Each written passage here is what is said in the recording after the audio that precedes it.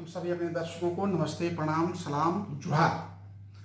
आज का हमारा मनोविज्ञान का विषय है ऑब्जर्वेशन, जिसे हिंदी में कहते हैं निरीक्षण, अवलोकन, प्रक्षेपण। ये सभी तीनों शब्द एक ही हैं। इंग्लिश में इसका एक नाम और है इंस्पेक्शन। तो आज का विषय है ऑब्जर्वेशन। व्हाट इज, क्या है ऑब्जर्वेशन, क्या है निरीक्षण, क्या है। आप पूर्ण रूपेण समझ लें कि मानव या कोई भी सजीव प्राणी अपने ज्ञानेंद्रियों, जो हमारे सुनने, समझने, बोलने, देखने के अपने ज्ञानेंद्रिय जो हमारे हैं, उसके अनुकूल या फिर हमारे प्राकृतिक या कृत्रिम उपकरण के द्वारा बाह्य जगत का जो जानकारी हम प्राप्त करते हैं, यही ऑब्जर्वेशन कहलाता है। ऑब्जर्वेशन का प्रतिपादन जे.बी. बस्टन, महान मनोवैज्ञानिक अमेरिकी, उन्होंने 1913 में इसका प्रतिपादन किया था। अब उठता है कि उद्देश्य क्या है, किस उद्देश्य से हम ऑब्जर्वेशन करते हैं, अवलोकन करते हैं, निरीक्षण करते हैं। तो निरीक्षण का उद्देश्य होता है सूचनाएं एकत्रित करना। अगर किसी के बारे में कोई सूचना एकत्रित करना है तो निश्चित रूप से है कि हम उसको ऑब्जर्व करेंगे, अवलोकन करेंगे, इंस्पेक्शन करेंगे। दूसरा, घटनाओं में होने वाली उप घटनाओं, कोई घटना है तो उसमें उप घटना होता है। मान लीजिए कोई रोड पर छेड़छाड़, मारपीट करता है, तो उसमें कितने ऐसे व्यक्ति होते हैं जिसका उस झगड़े से कोई संबंध नहीं है, अब वो आकर के झगड़ा मोड़ ले लेते हैं और बदनाम कोई और हो जाता है। तो उसमें यह भी देखना होगा कि घटनाओं में कोई उप घटना तो नहीं है। इसके बाद घटना का मूल्यांकन, जो इंसिडेंस है उसका एवेल्यूशन, साथ ही किसी भी घटना का वस्तुनिष्ठ और गहनता से समझना, जांच करना, यही आपका मुख्य उद्देश्य है ऑब्जर्वेशन का, अवलोकन का, निरीक्षण का। अब उठता है प्रश्न, टाइप्स ऑफ ऑब्जर्वेशन, ऑब्जर्वेशन के कितने प्रकार हैं। देखिए, कंट्रोल ऑब्जर्वेशन, नियंत्रित, जो मान लिया सपोज दैट हम किसी चीज का, अब कोई थाना वाले किसी एक चीज को पकड़ करके थाने में ले जाते हैं और उसको हाथों में बंद करके उससे पूछताछ करते हैं, तो क्या है, एक कंट्रोल ऑब्जर्वेशन है।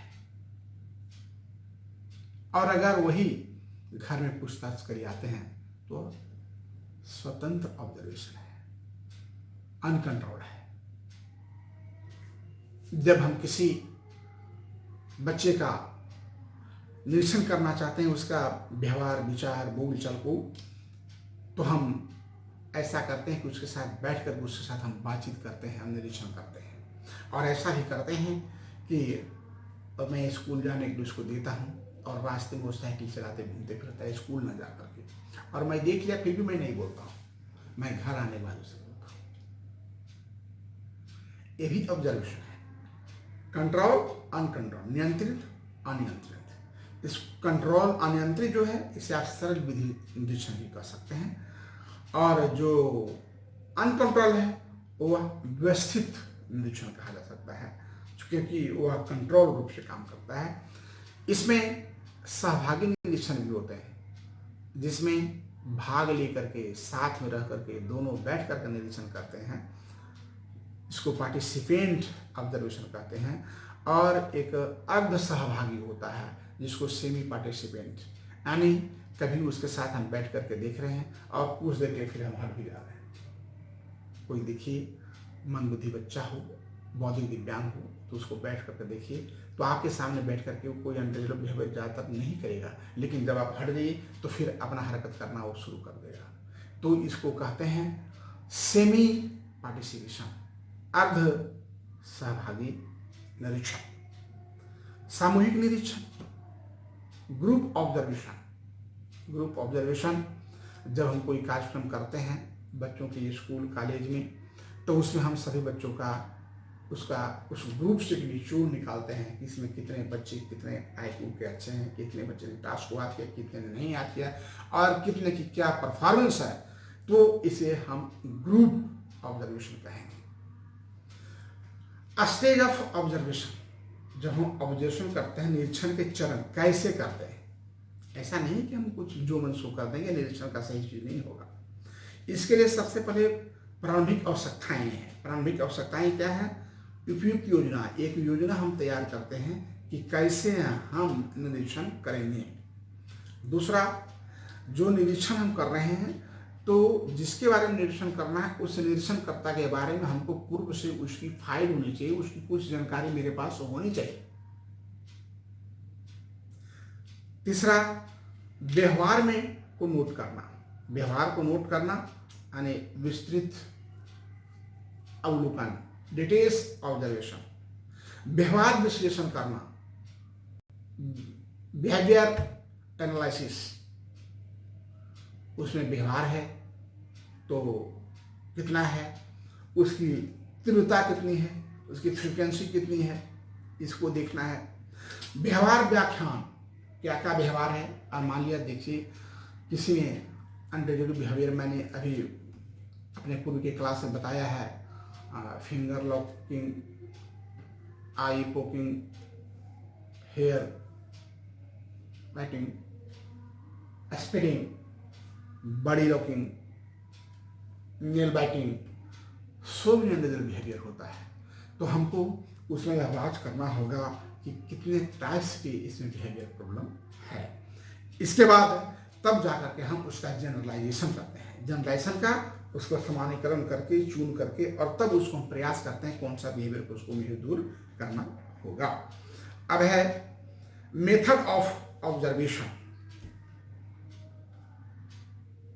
उसको आप मेथड कहें या उसका गुण कहें, मेरिट्स कहें। तो देखिए, इसका मेरिट्स गुण यह है कि यह प्रत्यक्ष विधि है। जो ऑब्जर्व करते हैं वो सामने करते हैं, प्रत्यक्ष विधि है, ये सबसे बड़ी गुण है। दूसरा है, ये प्राथमिक सामग्री है, यानी स्वावलंबी पहल है, इसमें कोई छिपा हुआ चीज नहीं है। और यह जो मनोवैज्ञानिक पद्धति है, मानव इंद्रियों, मैंने पहले कहा कि मनुष्य अपने ज्ञानेंद्रियों के द्वारा या कृत्रिम यंत्रों, प्राकृतिक यंत्रों के द्वारा जो बाह्य जगत का ज्ञान प्राप्त करता है, वह ऑब्जर्वेशन कराता है। तो निश्चित रूप से है कि इसमें मानव का ज्ञानेंद्रिय का अच्छा उपयोग होता है। विचार पूर्वक सूक्ष्म अध्ययन, बड़ा माइन्यूटली इसको चेक करना पड़ता है। इसमें बेसब्री विश्वसनीयता होती है, क्योंकि फेस टू फेस हम ऑब्जर्व करते हैं। सामूहिक व्यवहार का अध्ययन भी है। पारस्परिक कार्य प्रणाली संबंधों का ज्ञान भी है। ये इसके ऑब्जर्वेशन के गुण है। इसमें कुछ दोष भी है, डिमेरिट्स ऑफ द ऑब्जर्वेशन। ज्ञानेंद्रियों की सीमाएं, हमारे जो ज्ञान इंद्रिय हैं, इसकी भी एक सीमा है। ऐसा नहीं, हम भी थकते हैं, हमारे ज्ञानेंद्रिय भी थकते हैं। जब हमारी आंखें थकती है, नींद आती है, जब हमारा मस्तिष्क थकता है तो हमें आलस जगता है। तो भाई ये है कि हमारा ज्ञानेंद्रिय भी कुछ देर के बाद काम करना बंद करती है, वो भी आराम खोजती है। स्वतः ज्ञानेंद्रियों की सीमा ये दोष है। व्यवहार की कृत्रिमता, हम अभी व्यवहार आपके सामने, चूंकि जान रहे हैं कि ऑब्जर्वेशन कर रहे हैं, निरीक्षण कर रहे हैं, हमारे व्यवहार को देख रहे हैं, तो हम बहुत अच्छे हैं। अब फिर यहाँ से चले, मैंने जैसे एक विद्यार्थी को देखा था, उसे फीस जमा करना था, तो जब भी मेरे पास आता था, सर क्या करें, बड़ी बीमार है सर, बड़ी तबीयत अंदर से बड़ा गरीब लग रहा है सर। और मैं रुक गया इधर से, तो देखता हूँ कि रोड पर वो सिगरेट पी रहा है। तो यह क्या है? व्यवहार की कृत्रिमता। व्यवहार की कृत्रिमता का मतलब क्या है कि आपके सामने कुछ व्यवहार आरोप करते हैं, कुछ और व्यवहार। तो ये भी क्या है? यह भी हमारा जो ऑब्जर्वेशन है उसका दोष है। हो सकता है कि हमारे देख कर वो व्यवहार ठीक किए हुए, फिर बाद में उसकी बदमाशी वही शुरू रहेगी। तीसरा, पक्षपात की संभावना है। मान लिया किसी का मैं इंटरव्यू ले रहा हूँ और मुझे मार्किंग करना है, सपोज दैट मेरा कोई रिलेटिव है, कोई अपना आदमी है, तो मैं जरूर चाहूँगा किसी अच्छे मार्किंग देकर के इसके पास कराऊँ। तो फिर वहाँ पर हमारा निरीक्षण, ऑब्जर्वेशन वो सही नहीं हुआ, वो क्या हो गया? बाइस्ड हो गया। सो दैट ऑलराउंड ऑब्जर्वेशन क्या है मैंने बता दिया, उद्देश्य क्या है मैंने बता दिया, क्यों किया जाता है मैंने बता दिया, कितने प्रकार का ऑब्जेक्शन है मैंने बता दिया, और अंत में हमारा जो निरीक्षण है, अवलोकन है, परीक्षण है, उसका गुण और दोष भी बता दिया। जय हिंद।